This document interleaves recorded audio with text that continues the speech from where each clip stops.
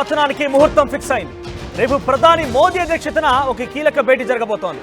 కీలక నిర్ణయాలు తీసుకోబోతున్నారు. ఈ cabinet Beti cabinet committee on security అంటే దీన్ని క్యాబినెట్ భేటీగా మనం చెప్పలేం. క్యాబినెట్ కమిటీ ఆన్ సెక్యూరిటీ అంటే డిఫెన్స్ మినిస్టర్, ఫైనాన్స్ మినిస్టర్, విదేశాంగ మంత్రి ఇటువంటి వాళ్ళు చాలా కీలకంగా వివరిస్తూ ఉంటారు. సెక్యూరిటీ విషయంలో ఎవరెవరైతే కీలకంగా ఉన్నారో అన్ని విషయాలపైన చర్చిస్తూ ఉంటారు. వారం రోజుల వ్యవధిలో రెండోసారి సిసిఎస్ భేటీ జరుగుతోంది. పహల్గాం దాడి మరుసటి రోజే భేటీ జరిగింది. పాక్ పైన పలు ఆంక్షల విషయంలో నిర్ణయం తీసుకున్నారు. రేపటి భేటీలో పాక్ పైన ముప్పేట దాడికి వివరచన చేసే అవకాశం కనబడుతోంది. ఇప్పటికే యుద్ధానికి సిద్ధమైంది త్రివిధ దళాలు కూడా. భయంతో అటు పాకిస్తాన్ ప్రభుత్వం, ఆర్మీ మొత్తం కూడా వణికిపోతోంది. సో ఇలా ఉంటుంది. అంత ఈజీగా మనం అనుకున్నట్టుగా వార్ సిద్ధంగా వార్ అనగానే డైరెక్ట్గా వెళ్ళి మిసైల్ దాడి చేస్తారు, దాడులు చేస్తారు, సర్జికల్ స్ట్రైక్స్ చేస్తారంటే అంత ఈజీ ఏం కాదు.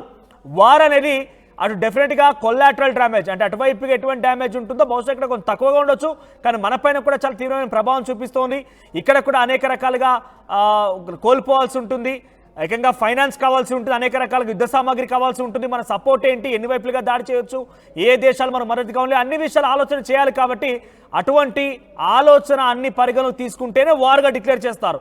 ఇక పొలిటికల్ స్ట్రాటజికల్ లెవెల్గా చెప్తుంటారు దీన్ని. అంటే ఒక యుద్ధం జరగాలంటే ఒక 4 లెవెల్స్ కానీ కంక్లూడ్ చేస్తే కానీ యుద్ధం జరగదు.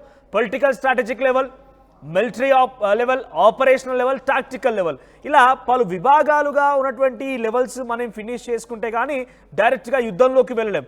అటువంటి నేపథ్యంలోనే పొలిటికల్ స్ట్రాటజిక్ లెవెల్లో మీటింగ్స్ జరిగి నిజంగా యుద్ధానికి పోవాలా, మన దగ్గర ఎటువంటి సామాగ్రి ఉంది, మనం ఎలా డిసిషన్ తీసుకోవాలి, ఎటువంటి వార్ రూమ్ క్రియేట్ చేయాలి, మనతో సపోర్ట్గా వచ్చేటువంటి దేశాలు ఏముంటాయి, మన దగ్గర ఫైనాన్స్ సిస్టమ్ ఎలా సపోర్ట్ చేస్తుంది, ఒకవేళ యుద్ధమే కనుక జరిగితే మన దేశం ఎంత వెనుకబాటు గురవుతుంది, ఎంత ఫైనాన్షియల్ లాస్ వస్తుంది, ఎటువంటి విధంగా ప్రాణాలు కోల్పోవచ్చు, అన్నీ కూడా ముందస్తుగా ఒక అంచనా వేసిన తర్వాత దాన్ని పొలిటికల్ స్ట్రాటజిక్ లెవెల్గా అంటూ ఉంటారు. సో ప్రస్తుతం జరిగేది ఒక రకంగా అటువంటి మీటింగ్స్ అనుకోవచ్చు. సిసిఎస్ అంటే ఇక్కడ క్యాబినెట్ కమిటీ ఫర్ సెక్యూరిటీ అనేది మనం చూడాలి. అంటే అటు విదేశాంగ మంత్రి విదేశాల ఇబ్బంది అవుతుందా మనకి, ఏ రకంగా చర్చలు ఉన్నాయని ఆయన చెప్తూ ఉంటారు.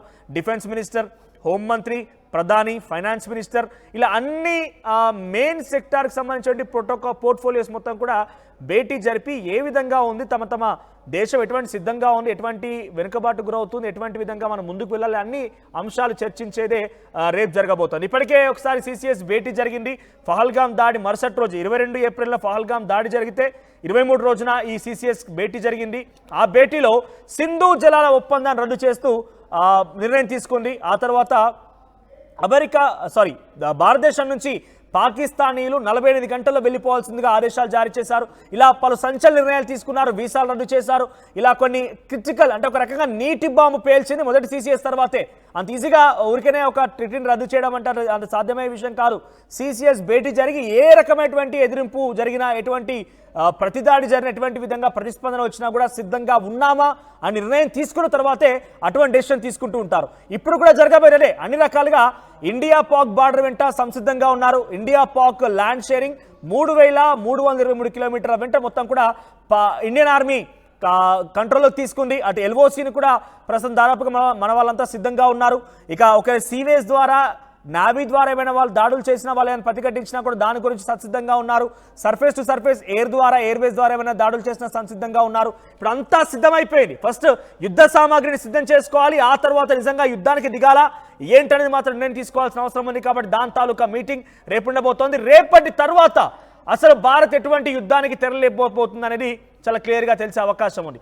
దీనికి సంబంధించి ఎలా ఉంటుంది, అటువంటి నిర్ణయాలు తీసుకుంటారు మా ప్రతినిధి రామ్దాస్ అప్డేట్స్తో సిద్ధంగా ఉన్నారు. రామ్దాస్, ఏం జరగబోతోంది? ఇప్పటికే జరిగిన సిసిఎస్ మీటింగ్లో సింధు జలాల ఒప్పందం రద్దు, వీసాల నిలిపివేత, ఆ తర్వాత పాకిస్తానీలని భారత్ నుంచి తిరిగి పంపేయడం, ఇలాంటి నిర్ణయాలు తీసుకున్నారు. సో రేపు ఎటువంటి విధంగా ఉండబోతోంది? ఇప్పటికే ఆ బార్డర్ వెంట అన్ని రకాలుగా ఎక్విప్మెంట్తో సిద్ధంగా ఉన్న ఆర్మ్ ఫోర్సెస్ సిద్ధంగా ఉన్నాయి, ఆర్మీ బలగాలు సిద్ధంగా ఉన్నాయి, నేవీ సిద్ధంగా ఉంది, ఎయిర్వేస్ సిద్ధంగా, అన్ని రకాలుగా సిద్ధంగా ఉన్నాయి. సో రేపు జరగబోయేటువంటి కీలక భేటీలో ఎటువంటి డిసిషన్ వచ్చే అవకాశం ఉంది, ఎటువంటి డిసిషన్స్ తీసుకోవచ్చు?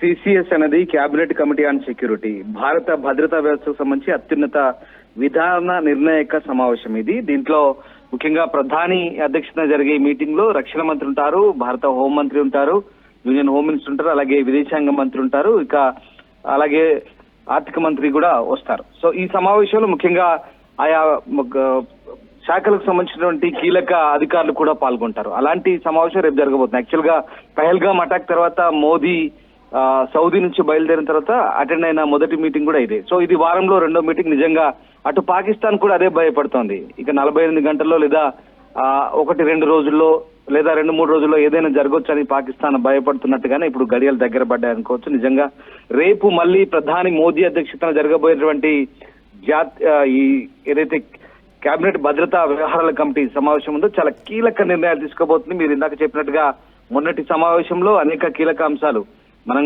ముఖ్యంగా ఏవైతే ఆంక్షలు విధించామో మనకు తెలిసిందే. సింధు వాటర్ ట్రీటీ కావచ్చు, వీసాలు రద్దు కావచ్చు, బార్డర్ మూసివేత. ఇప్పుడు రేపు తీసుకోబోయే సిసిఎస్ లో ఎలాంటి నిర్ణయాలు ఉంటాయనేది ఇప్పుడు ఉత్కంఠ రేపుతుంది. అటు పాకిస్తాన్ కూడా వెన్నులో వణుకు పుడుతుంది మరొకసారి. ముఖ్యంగా రేపు జరిగే ఈ కీలక భేటీలో దేశ భద్రతకు సంబంధించిన అత్యున్నత నిర్ణయాలు తీసుకున్న ఈ సమావేశంలో రేపు మోదీ అధ్యక్షతన మరేం జరగబోతుంది. ముఖ్యంగా ఇది రెండోసారి గతంలో భేటీ అయినప్పుడు కీలక నిర్ణయాలు తీసుకున్న సంగతి తెలిసింది. సో ఈ రెండో సమావేశంలో ఇప్పుడున్న పరిస్థితులు ఏంటి, ప్రజెంట్ సిచ్యువేషన్ ఏంటి, ఇప్పుడు ఎల్ఓసి వెంట ఓవైపు కాల్పుల విరమణ ఒప్పందాన్ని ఉల్లంఘించి పాక్ చేసినటువంటి కవ్వింపు చర్యలు, వాటికి తిప్పి కొడుతున్న పరిస్థితులు, త్రివిధ దళాధిపతుల సన్నద్ధత గురించి ఏ రకంగా రెడీ ఉన్నారు, యుద్ధానికి సిద్ధమా అంటే మరి వాళ్ళంతా కూడా అస్త్రశస్త్రాలతో సిద్ధంగా ఉండాలి. మన భాషలో చెప్పాలంటే ఆధారాలు రెడీగా ఉన్నాయంటే అవును మేమంతా రెడీ చేసుకున్నాం అన్నట్టుగా వాళ్ళంతా రేపు ఆ వివరాలు నివేదికలు అందిస్తారు. సో ఆ రకంగా ఇంకా అటు త్రివిధ దళాధిపతులు ఇచ్చినటువంటి నివేదికలు ఇవన్నీ కూడా రక్షణ శాఖ మంత్రి ప్రధానికి చెప్తారు ఎవరెంత సన్నద్ధంగా ఉన్నారనేది. అలాగే యూనియన్ హోమ్ మినిస్టర్ కూడా దీనికి సంబంధించిన సలహాలు సూచనలు చెప్తారు. అలాగే విదేశాంగ శాఖ ఇప్పటి వరకు ఎవరెవరితో సంప్రదింపులు జరిపింది, ఏమేం చేసింది, ఇక ఎలాంటి నిర్ణయాలు తీసుకోవాలనేది. సో ఇవన్నీ కూడా రేపు డిస్కస్ చేయబోతున్నారు. ముఖ్యంగా రేపు జరగబోయే ఈ మీటింగ్లో చాలా కీలకమైన అంశాలు అంటే పాకిస్తాన్ పై ఇక ఏ నిర్ణయం తీసుకోవాలనేది రేపటి సిసిఎస్ లో ఖచ్చితమైనటువంటి ఒక నిర్ణయం అయితే వెలువడే అవుతుంది. దేశ భద్రతకు సంబంధించినటువంటి సమావేశం రేపైతే అది కీలక సమావేశం అని చెప్పాలి. పహల్గామ్ ఘటన తర్వాత ఉగ్రవాదులను శిక్షించడం కాదు, వారికి మద్దతు ఇస్తున్న శక్తులను కూడా బాధ్యులుగా ప్రకటిస్తూ పాకిస్తాన్ మనం ఇప్పటికే తీవ్రంగా హెచ్చరించాం. అనేక ఒప్పందాలు చేసుకున్నాం, అనేక ఒప్పందాలను రద్దు చేసుకున్నాం, అనేక అంశాలపై ఆంక్షలు విధించాం. ఇక రేపు జరగబోయే సమావేశంలో ఏముండబోతుంది అనేది ఇప్పుడు సర్వత్రా ఉత్కంఠ రేపుతుంది. బహుశా రేపటి సమావేశంలో ఒకవేళ మనం జరపబోయేటువంటి దాడులు కావచ్చు లేదా మనం చేసేటువంటి ప్రతీకార చర్యలు కావచ్చు ఏ రకంగా ఉంటాయనేది రేపు ఒక క్లారిటీ వచ్చే అవకాశం ఉంది.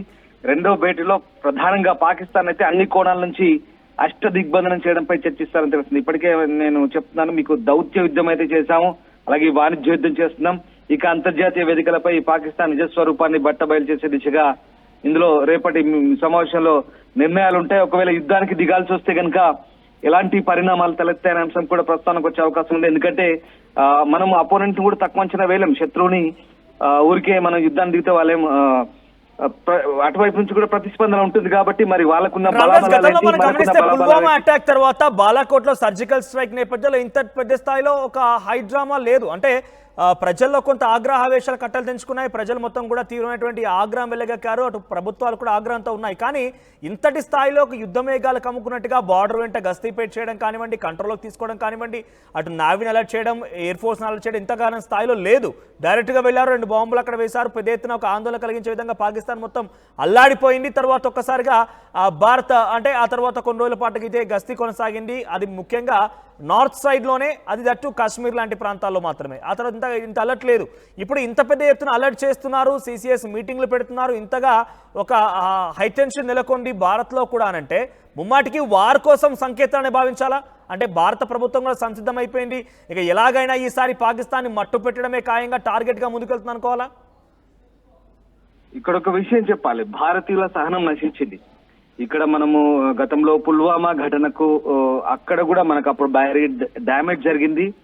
వెనువెంటనే మనం కూడా చర్యలు తీసుకున్నాం. బాలాకోట్ స్ట్రైక్స్ అయినాయి. అక్కడ మన ఉగ్రవాద శిబిరాలపై, నిర్దేశిత లక్ష్యాలపై దాడులు చేసాం, వచ్చాం. అక్కడ మన ఫైటర్ జెట్ ని కూడా వాళ్ళు కూడా ఒకదాన్ని కూల్చేస్తారు. అభినందన ఇష్యూ మనకందరికి తెలిసిందే. ఆ తర్వాత సరే అదంతా ఒక ఎపిసోడ్ అయిపోయింది. కానీ భారతీయులు ఎంత సహనంగా ఉన్నా, ఎంత శాంతి సామరస్యంతో మెలుగుదామని చూసినా కూడా పాకిస్తాన్ వైపు నుంచి కవ్వింపు చర్యలు వస్తున్నాయి. కవ్వింపు చర్యలు రావడమే కాదు, కేవలం దేశంలో అశాంతి నెలకొల్పడము, అహింస, అల్లుకల్లోలం రేపడమే పనిగా పెట్టుకొని ఇక వాళ్ళు ప్రతిసారి భారత్ ని రెచ్చగొడుతున్నారు. ఇక్కడ భారత్ అవరంతా ఇక సహనం కోల్పోతుంది. ఇప్పుడు అదే జరగబోతుంది. మొన్నటి సిసిఎస్ లో తీసుకున్న నిర్ణయాల ఫలితాలు ఏంటున్నాయని, అసలు ఏ రకంగా ఉన్నాయనేది ఇప్పుడు రేపు రెండో భేటీలో చర్చిస్తారు. వాస్తవానికి మొన్నటి నిర్ణయాలతో అల్లాడిపోతున్నారు. సింధు జలాలు రద్దనగానే ఒక్కసారిగా రోడ్లపైకి వచ్చేస్తున్నారు. వాణిజ్య యుద్ధం చేయగానే ఏంటి పరిస్థితులని ఇప్పటికే అక్కడ పాకిస్తాన్ లో ఒక చర్చ జరుగుతోంది. ఇక వీసాలు రద్దు చేయడంతో ఇక్కడికి వచ్చిన వాళ్ళంతా అక్కడ బోనీకి లేదంటే అక్కడ నుంచి వీళ్ళంతా కూడా ఇప్పుడు పూర్తిగా తలడిల్లిపోతున్నారు. చాలా మంది రకరకాల పనుల మీద వచ్చిన వాళ్ళంతా. తర్వాత బార్డర్ మూసేశాం. మరి ముఖ్యంగా సింధు జలాల ఎఫెక్ట్ చాలా పడబోతుంది. సో ఆ రకంగా ఇప్పటికీ దాని ఫలితాలు ఎలా ఉంటున్నాయి అనేది, ఆ రిజల్ట్స్ ఏంటనేది ఈ వారం రోజుల్లో మనం రేపు డిస్కస్ చేయబోతుంది సిసిఎస్ మీటింగ్ లో. తర్వాత పాకిస్తాన్ అన్ని కోణంలో ఇంకా ఏమేం కోణాలను, ఇంకా ఏ రకంగా పాకిస్తాన్ నిజ స్వరూపం బయట పెట్టాలి అంతర్జాతీయంగా అనేది ఒక అంశం. అలాగే దాంతో పాటు అసలు మన బలాబలాలు ఏంటి, ఇందాక నేను చెప్పినట్టుగా ఈ 3 త్రివిధ దళాలకు సంబంధించిన బలాబలాలు ఏంటి ఒక పవర్ పాయింట్ ప్రజెంటేషన్ ఇచ్చే అవకాశం ఉంది బహుశా రేపు. ఎందుకంటే రక్షణ శాఖ సెక్రటరీ కావచ్చు, లేదంటే విదేశాంగ శాఖ సెక్రటరీ కావచ్చు, మనకున్న స్ట్రెంగ్త్ ఏందో రేపు ఓవరాల్ గా ఒక ప్రజెంటేషన్ రూపంలో ఇవ్వబోతున్నారు. సో ఆ రకంగా ఇప్పుడు ఆల్రెడీ నియంత్రణ రేఖ వెంబడి ఇక్కడ కాల్పుల విరమణ ఒప్పందం జరుగుతుంది. సో ఇవన్నీ కూడా ఆ ఒప్పందానికి తూట్లు పొడిచి పాకిస్తాన్ ఇప్పటికే మనకంటే ముందే వాళ్ళే కయ్యానికి కాలు దొరుకుతున్నారు.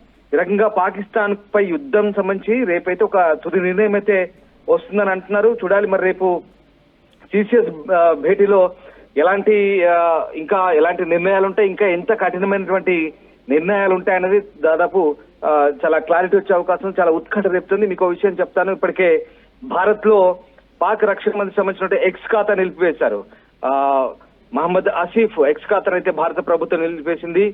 దీనికి ఎందుకంటే పహల్గాం దాడి తర్వాత జమ్మూ కాశ్మీర్ పై ఆ మంత్రి తప్పుడు సమాచారాన్ని వ్యాప్తి చేస్తున్న కారణంతో ఈ నిర్ణయం తీసుకుంది. చట్టపరమైన డిమాండ్ కు ప్రతిస్పందనగా ఈ నిర్ణయం తీసుకున్నట్టుగా ఆ ఖాతాను ఓపెన్ చేసిన వారికి అయితే ఒక సందేశం అయితే పంపింది. అండ్ ఇంకొకటి, భారత్ సంబంధించినటువంటి మనకు సంబంధించినటువంటి తప్పుడు వార్తలు పాకిస్తాన్ సంబంధించినటువంటి జర్నలిస్టుల ఖాతాలను కూడా నిలిపేస్తుంది. ఎందుకంటే కొన్ని మీడియా సంస్థలు ఉన్నాయి, ముఖ్యంగా భారత్ పై విషం చల్లుతూ భారత్ పై లేనిపోని అనవసర రాద్ధాంతాలు చేస్తూ అక్కడ కొన్ని కథనాలు, తప్పుడు కథనాలు ప్రసారం చేస్తున్నటువంటి వాటికి సమాచారం అందిస్తున్నటువంటి జర్నలిస్టుల పాకిస్తాన్ సంబంధించిన జర్నలిస్టుల ఎక్స్ ఖాతాలు కూడా భారత్ లో నిలిపివేసిన పరిస్థితి. సో ఆ రకంగా ప్రస్తుతానికైతే ఇప్పుడు మన భారత్ అయితే అన్ని రకాల చర్యలు తీసుకుంటుంది. ఏ కోణంలో ఎన్ని రకాలుగా మనం అవకాశాలని అన్ని రకాలుగా ఇప్పుడు మనం పూర్తి స్థాయిలో నిలువరించగలుగుతున్నాం, అన్ని రకాలుగా చేయగలుగుతున్నాం. మీకు తెలిసిందే పాక్ రక్షణ మంత్రి ఏ రకమైన చెత్త పనులు చేశామని ఒప్పుకున్నాడు. 30 ఏళ్ల నుంచి చెత్త పనులు చేస్తామని ఒప్పుకున్నాడు. ఆ రకంగా అదంతా బయటపడుతుంది. సరే, వాళ్ళు తోడుకున్న గోతులో వాళ్ళే పడుతున్నట్టుగా ఇప్పుడు అన్ని బయట ఎటువంటి డిసిషన్ తీసుకునే అవకాశం ఉంది. అంటే కొలాటరల్ గా డ్యామేజ్ ఉంటుంది. డెఫినెట్ గా యుద్ధం జరుగుతుందని మనం చూస్తున్నాం. ఇజ్రాయెల్ ఇరాన్ గురించి కూడా మనం కొన్ని సందర్భాల్లో మాట్లాడుకున్నాం. అటు ఇస్రా తర్వాత మరొక వైపుగా సిరియా కానివ్వండి, లేకపోతే లెబనాన్ కానివ్వండి, ఇటువంటి ప్రాంతాల్లో కూడా కొన్ని సందర్భాల్లో యుద్ధం జరిగినప్పుడు కొలాటరల్ డ్యామేజ్ ఉంది. ఇటు ఇజ్రాయెల్ వైపుగా కూడా చాలా మంది సివిలియన్స్ కొంత ఇబ్బంది పడ్డారు, ఆర్మీ ఇబ్బంది పడింది, అనేక దేశాల మద్దతు కూడా కట్టుకుంటోంది. అటువంటి డ్యామేజ్ డెఫినెట్గా భారత్లో కూడా నిజంగానే యుద్ధం వస్తే డెఫినెట్గా ఎదుర్కోవాల్సిందే. ఇప్పుడు మనం కొంత ఉత్సాహంగా, ఆగ్రహంతో, కోపంతో మాట్లాడవచ్చు, కానీ నిజంగా యుద్ధమే కనుక వస్తే డెఫినెట్గా ఆ ఇబ్బందులు పడాల్సిందే. సో అటువంటి వాటికి భారత్ సిద్ధంగా ఉందా? ఫైనాన్స్ పరంగా కానివ్వండి, అటు విదేశాంగ పరంగా కానివ్వండి, అన్ని రకాలుగా సంసిద్ధతతో ఉంది అనేది మనం భావించాలా? ప్రజెంట్ పబ్లిక్ ఎటువంటి విషయాన్ని మనం వెల్లడించాలి? రైట్, ఇక్కడ అదే అంశం నేను మీకు చెప్పబోతున్నాను. ఎందుకంటే ప్రజల మూడు మాత్రం చాలా క్లియర్ గా ఉంది. భారతీయులు సహనం కోల్పోయారు. మళ్ళీ చెప్తున్నాను, భారతీయుల నుంచి ఒత్తిడి వస్తుంది. ప్రతి భారతీయ పౌరుడు కూడా ఇప్పుడు మనం ఏదో రకంగా బుద్ధి చెప్పాలనేదే ప్రతి వైపు నుంచి మనము రివెంజ్ కావాలని కోరుకుంటున్నాం. సో #, పేరుతో ఇప్పటికే రకరకాల రివెంజ్ తీసుకోవాలంటే సోషల్ మీడియా వేదికగా దేశవ్యాప్తంగా కూడా అది ప్రచారం సాగుతోంది. బట్ యుద్ధం చేయడం అంటే అంత ఈజీ కాదు. ఎందుకంటే ఇరువైపులా నష్టం ఉంటుంది. ప్రాణ నష్టం కావచ్చు, ఆస్తి నష్టం కావచ్చు, ఇవన్నీ కూడా బేరీ చేసుకోవాలి. ఒక యుద్ధంపై ఒక దేశంపై యుద్ధాన్ని దిగాలంటే ఆ దేశ సార్వభౌమత్వాన్ని ప్రశ్నించడమే, వాళ్ళైనా మనమైనా. సో ఆ రకంగా ఇప్పుడున్నటువంటి పరిస్థితుల్లో మనపై కవ్వింపు చర్యలు చేపడుతున్నారు కాబట్టి మనంతగా మనం యుద్ధానికి వెళ్ళట్లేదు. మనకు జరుగుతున్న డ్యామేజ్ దృష్ట్యా వాళ్ళకి బుద్ధి చెప్పాలనేది మన ఉద్దేశం. ముఖ్యంగా భారత్ మొదటి నుంచి చెప్తుంది, అణ్వాయుధాల వినియోగంలో కావచ్చు, అణ్వాయుధాలు తయారు చేసినప్పటికీ కూడా చెప్తుంది, మేము ఎప్పుడు చాలా కట్టుబడి ఉన్నాం. మనము మొదటగా మేము ఏ ఆయుధాలను కానీ ఎక్కడ అణువార్హెడ్లను ప్రయోగించము. మాకు ముప్పు ఏర్పడితే తప్ప మేము అప్పటిదాకా మేము వాటిని బయటికి తీయమని చెప్పాం. ఇప్పుడు కూడా అదే మనం కాన్సెప్ట్ లో ఉన్నాం. ఇప్పుడు కూడా మనంతగా మనం సామరస్యంగా ఉన్న పరిస్థితిలో మనల్ని ఇబ్బందులు పెడుతూ మనం పై కవ్వింపు చర్యలు చేపడుతున్నారు కాబట్టి ఇక యుద్ధానికి మనం సన్నద్ధమా అంటే ప్రస్తుతం దానికి సంబంధించిన సాధ్యాసాధ్యాలే రేపటి మీటింగ్ లో బహుశా పూర్తి స్థాయిలో చర్చకు వచ్చే అవకాశం ఉంది. ఎస్, ఇది వారంలో రెండో మీటింగ్, ఇంతటి కీలక మీటింగ్. ఎందుకంటే సిసిఎస్ మీటింగ్ వారంలో రెండోసారి అంటే చాలా ఉద్రిక్తతల మధ్య ఇది రెండో మీటింగ్ అంటే దీనికి చాలా ప్రాధాన్యత ఉంది.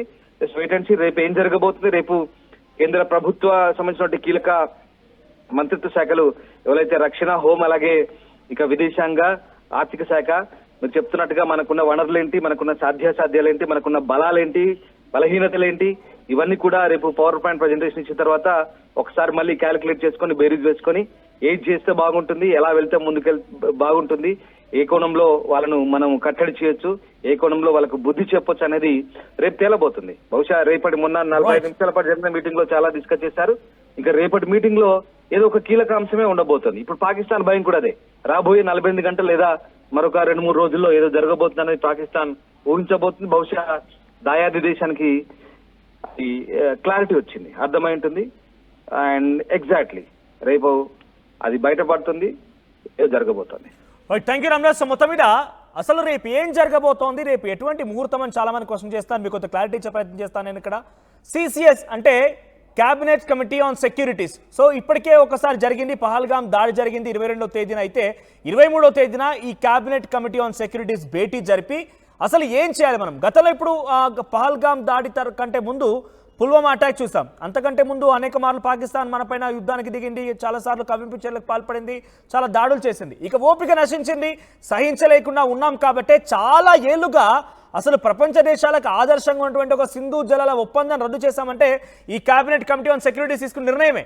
ఏం జరిగింది అంటే కనుక ఇక్కడ cabinet committee on securities meeting ఎవరెవరు ఉంటారంటే ప్రధానమంత్రి అధ్యక్షులు జరుగుతుంది మీటింగ్, విదేశాంగ మంత్రి ఉంటారు. ఆయన పాత్ర ఏంటంటే ఎస్ మనం నిజంగా యుద్ధానికి కానీ దిగాల్సి వస్తే మనకి ఏ దేశాల మద్దతు ఉంది, మనకు ఆ దేశాలు ఏమైనా ప్రాబ్లం అవుతుందా, మనకు వాళ్ళకి ట్రేడ్ పరంగా ఏమైనా ఇబ్బంది జరుగుతుందా, మనకు వాళ్ళకి ఏమైనా యుద్ధానికి సంబంధించిన విషయంలో ఆర్మీతో గొడవలు ఉండే అవకాశం ఉందా, సో అటు పాకిస్తాన్తో మనకు ఏమేమి నష్టపోతాం, ఏ రకంగా ఉండబోతోంది, తర్వాత చైనాతో ఏ రకంగా నష్టపోతాం, బంగ్లాదేశ్ మన చుట్టూ బౌండరీస్ చుట్టూ ఎటువంటి సిచ్యువేషన్ ఉంది అనేది ఒకటి తెలుసుకునే అవకాశం ఉంటుంది. హోంశాఖ భేటీ అవుతారు, హోంశాఖ బాధ్యతలు ఏంటో చెప్తారు. అటు డిఫెన్స్ మినిస్టర్ భేటీ అవుతారు, తర్వాత ఫైనాన్స్ మినిస్టర్ భేటీ అవుతారు. ఇట్లా అన్ని రకాలుగా సుమారుగా చాలా 10-12 చాలా కీలకమైన పోర్ట్ఫోలియోస్ సంబంధించిన మినిస్ట్రీస్ మొత్తం భేటీ అయిపోయి ప్రస్తుతం మన భారతదేశ పరిస్థితి ఏంటి, యుద్ధం జరిగితే మనల్ని మనం కాపాడుకోవడంతో పాటు యుద్ధం చేయడంతో పాటుగా మనల్ని మనం కాపాడుకోగలుగుతామా. యుద్ధం అంటే చిన్న విషయమేం కాదు. ఇప్పుడు చాలా మంది కూడా తెలుగువారు మనం ఎక్కడో చిన్నగా కిందలో ఉన్నాం, సౌత్ ఇండియాలో ఉన్నాం, యుద్ధం ఎక్కడో నార్త్లో జరుగుతుంది కదా, కాశ్మీర్లో కదా కాల్పులు జరిగేది, మనకు ఏం ఉండదు కదా అని చెప్పి చాలా ఆగ్రహం, ఆవేశం, కోపం అన్నీ ఉంటూ ఉండొచ్చు. మన దేశం పట్ల మనకు గౌరవం ఉంది, మన దేశం పట్ల మనకు భక్తి, ప్రేమ అన్నీ ఉన్నాయి. ఎట్టి పరిస్థితుల్లో మనం పాకిస్తాన్ని ఊరుకునే సమస్య లేదు, పాకిస్తాన్ని మనం ఖండాలుగా ఖండించాల్సిందే. కానీ దానికంటూ ఒక ఆలోచన, ఒక విధానం తప్పనిసరిగా ఉండాల్సిందే. లేదు అనుకుంటే కనుక ఇవన్నీ విషయాల్లో మనం కనుక దెబ్బతింటే డెఫినెట్గా రేపటి రోజున భారతదేశం అనేది సుమారుగా కొన్ని ఏళ్ల పాటుగా వెనుకబాటుతలని గురవుతుంది. ఇప్పటికే India is a developed country అని ఎప్పుడు మనం చెప్పుకోలేదు, ఇండియా ఈజ్ ఎ డెవలపింగ్ కంట్రీగా చెప్పుకుంటున్నాం. అంటే మేము చదువుకున్నప్పుడు, మన పూర్వీకులు చదువుకున్నప్పటి నుంచి చాలా ఏళ్ల పాటుగా India is still a developing కంట్రీగా చెప్పుకుంటున్నాం, ఇంకా చెప్పుకునే అవకాశం కూడా ఉంది. మరి అటువంటి డెవలపింగ్ కంట్రీగా చెప్పుకునే ఇండియా డెవలప్డ్ కంట్రీ కావాలంటే డెఫినెట్గా ఇంకా ముందుకెళ్లాల్సిందే. కానీ ఈ యుద్ధం అనేది ఏం చేస్తుంది తెలుసా, ఈ డెవలపింగ్ కంట్రీని మరింతగా ఫైనాన్స్ పరంగా, అటు ఆర్మీ పరంగా, అన్ని రకాలుగా. ఎందుకంటే కేవలం మనం పాకిస్తాన్ పైన చాలా ఈజీగా దాడి చేయొచ్చు, పాకిస్తాన్ ఈజీగా కొట్టేయచ్చు.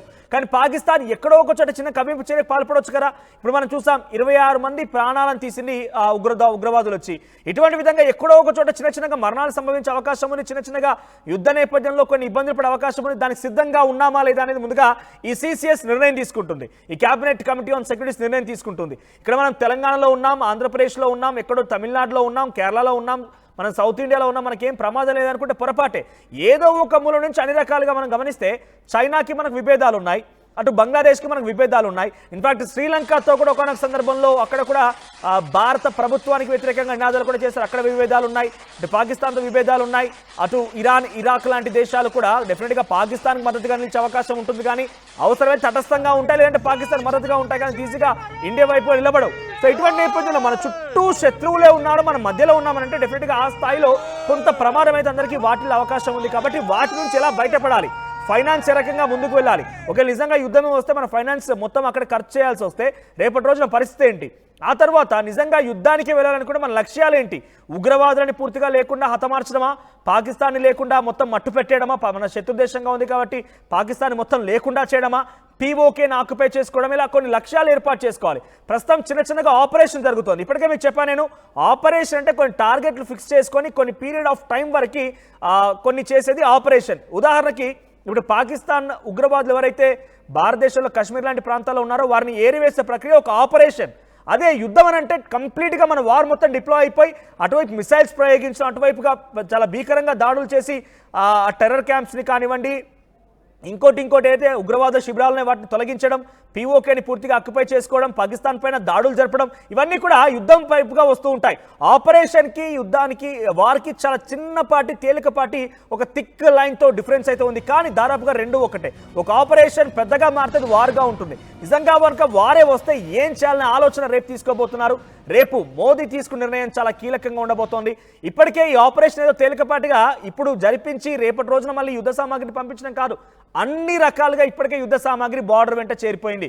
ఇన్ఫాక్ట్ మీరు గమనించాలంటే వైజాగ్లో పోర్ట్ ఉంది, అందరికీ తెలిసిందే. సో వైజాగ్ పోర్ట్లో కూడా నావీ ఆఫీసర్స్కి సెలవులు రెడీ చేసి అక్కడ కూడా కొన్ని యుద్ధ సామాగ్రిని పెట్టి ఉంచారు. అంటే ఈ రకంగా అసలు ఇండియాకు సంబంధించి 26,000 కిలోమీటర్ల బార్డర్ ఉంటే ఆ బార్డర్ చుట్టూ మొత్తం కూడా ఒక ఫెన్సింగ్ ఏర్పాటు చేసి ఉంది. అది నావీ పరంగా కానివ్వండి, ఇండియన్ ఎయిర్ ఫోర్స్ పరంగా కానివ్వండి, ఆర్మీ పరంగా కానివ్వండి.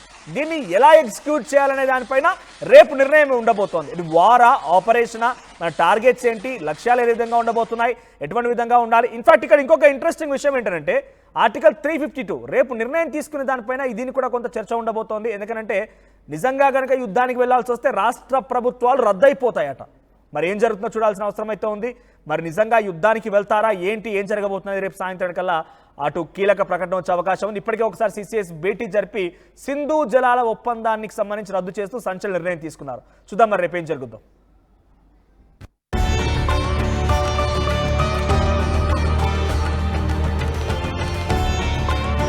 ఈ అక్షయ తృతీయకు నా హృదయపూర్వక ఆఫర్. మీ లలిత వారి ఇప్పటికే ఉన్న తక్కువ తరుగులో 1 కాదు ఇంకా 2%, 3% తక్కువ. వజ్రాభరణాలు క్యారెట్కు 6,000 తక్కువ. యూపీఎస్సీ సిఎస్సి 2024 ఫలితాల్లో 16కు పైగా ర్యాంకులు సాధించి ప్రభంజనం సృష్టించిన విష్ణు ఐఏఎస్ అకాడమీ విద్యార్థులు